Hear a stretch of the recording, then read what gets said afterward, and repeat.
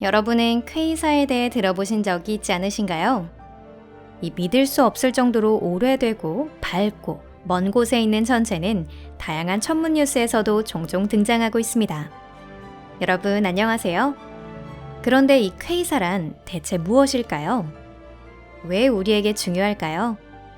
그리고 과연 지구상의 생물에 위험을 미칠 수 있는 걸까요? 여러분, 여기는 토픽입니다. 평소처럼 영상을 보시면 모든 것을 아실 수 있습니다. 그럼 시작할게요.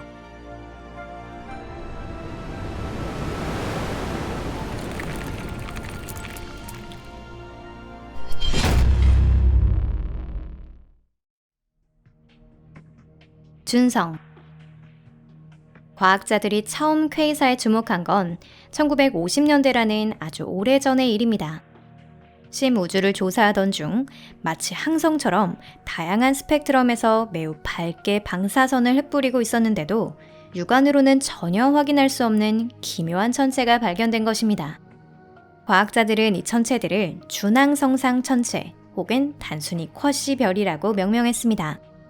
그로부터 얼마 지나지 않아 퀘이사라는 약칭이 정착되었습니다. 과학자들은 이 기묘한 천체의 성질을 살피면서 그 스펙트럼이 빨간색에 크게 치우쳐져 있다는 걸 깨달았습니다. 이 정도로 강한 적방편이는 천체가 아주 먼 곳에 있거나 매우 빠르게 이동하고 있거나 둘 중 하나로만 설명할 수 있습니다. 사실 수수께끼의 쿼시별의 성질에 관한 최초의 가설은 이 설명의 기초에 구축된 것입니다. 우선 일반적인 별이 빠른 속도로 이동하고 있을 뿐이라는 설은 즉시 부정되었습니다. 계산에 따르면 퀘이사처럼 빛이 붉은 쪽으로 크게 치우치려면 지구에서 초속 47,000km 정도로 멀어져야 하는데요. 충분한 질량을 가진 천체를 이 정도로 가속시키는 힘이 있다고는 생각하기 어렵습니다. 현재 초속 1000km 이상으로 이동하는 개별 천체가 존재한다는 사실은 알려져 있지만 초속 47,000km라는 건 너무 빠릅니다. 그렇다고 해도 퀘이사에 관해서는 그 밖에도 오랫동안 널리 받아들여져 온 설이 있습니다.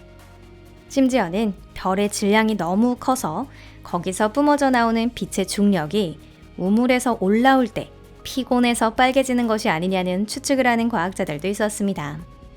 그 밖에도 퀘이사는 일반적인 물질과 쌍소멸한 반물질 덩어리가 아닌가 하는 설도 있었습니다. 나아가 블랙홀과 대극을 이루는 화이트홀이라는 설도 있었는데요. 즉 물질을 흡입하는 것이 아니라 토해낼 수밖에 없는 천체라는 것입니다. 이 설에 따르면 사실 모든 블랙홀이 웜홀의 입구이고 그 출구에 해당하는 것이 퀘이사라고 합니다. 즉 물질이 블랙홀로 떨어져서 퀘이사에서 나온다는 것이죠. 현재 이러한 색다른 설은 모두 부정되고 있습니다. 확실히 퀘이사는 블랙홀이나 항성과 다소 관계는 있지만 옛날 과학자들이 생각했던 것과는 조금 다른데요. 그것보다 훨씬 재미있는 것입니다. 무려 퀘이사는 아득한 저편의 활동 은하액이었던 것입니다. 더는 별이 아닌가? 활동 은하액이란 무엇일까요? 여러분도 아시다시피 은하의 중심에는 초대 질량 블랙홀이 있습니다.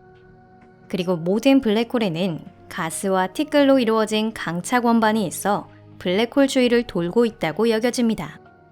강착 원반은 회전 속도가 매우 빠르기 때문에 물질은 초고온의 수준으로 가열됩니다. 그리고 블랙홀의 강력한 자기장에 의해 더욱 따뜻해지죠. 전자레인지로 식사를 데우는 것과 비슷한 효과를 얻을 수 있는 것입니다. 강착 원반의 물질이 블랙홀에 떨어지면 자기장의 힘에 더 강하게 지배됩니다. 일부 물질은 낙하하지 않고 자기장에 의해 블랙홀의 극으로 운반되어 광속에 가까운 엄청난 속도로 방출됩니다. 이 현상은 상대론적 제트 혹은 우주 제트라고 불리며 많은 블랙홀이나 펄사에서도 관측되고 있지만 퀘이사의 분출은 극히 강력합니다.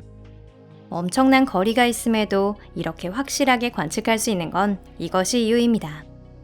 퀘이사는 왜 이렇게 밝을까요? 우선 각각의 퀘이사 중심에 있는 건 일반적인 블랙홀이 아닌 초대 질량 블랙홀입니다. 다음으로 퀘이사는 아주 먼 곳에 있으며 대부분은 약 100억 광년 혹은 그 이상 떨어져 있습니다. 우리가 보고 있는 퀘이사는 우주 초기 단계 때의 모습입니다. 당시에는 항성이 더 적었고 항성의 재료가 되는 가스는 훨씬 많았습니다. 즉, 강차 건반의 재료가 될 수 있는 것도 분출을 위한 연료도 더 많았다는 뜻이죠. 퀘이사의 대부분이 지구에서 멀리 떨어진 곳에 있는 이유도 바로 여기에 있습니다. 시간이 지남에 따라 연료가 떨어지면 강차 건반은 작아져서 보다 안정된 상태가 됩니다. 분출의 빈도가 떨어지고 눈에 띄지 않게 되어 결국 일어나지 않게 됩니다. 그리고 퀘이사는 일반적인 은하가 되어가는 것입니다. 우리가 보는 지구와 더 가까운 위치에 있는 이른바 성숙기에 있는 은하가 퀘이사가 아닌 것은 이것이 이유입니다. 엄밀하게 말하자면 우리의 눈에 퀘이사로 비치고 있는 먼 곳의 은하도 실은 오래전에 활동을 끝낸 것이라 현재의 우주에 퀘이사는 존재하지 않습니다. 단순히 정보가 수십억 년 늦게 도착했을 뿐이죠. 만일 지금 여러분이 어딘가에 퀘이사로 텔레포트를 한다고 해도 아마 분출은 볼 수 없을 겁니다. 대신 우리 은하계가 퀘이사로 보인다는 서프라이즈가 있을지도 모르겠네요. 퀘이사는 왜 필요한가? 퀘이사 분출은 물질 이외에도 방사선의 초강력한 방출을 수반합니다. 단, 이 방사선이 우리를 위협하는 건 아닙니다. 활동 중인 초대 질량 블랙홀은 모두 양극에서 우주 제트를 방출하고 있는데요. 그것이 명중하려면 극이 지구 쪽을 바라보고 있어야 합니다. 다만 우주 스케일로 따지면 지구는 티끌 하나도 안 되는 크기입니다. 게다가 아까도 말씀드렸듯이 퀘이사는 아주 먼 곳에 있습니다.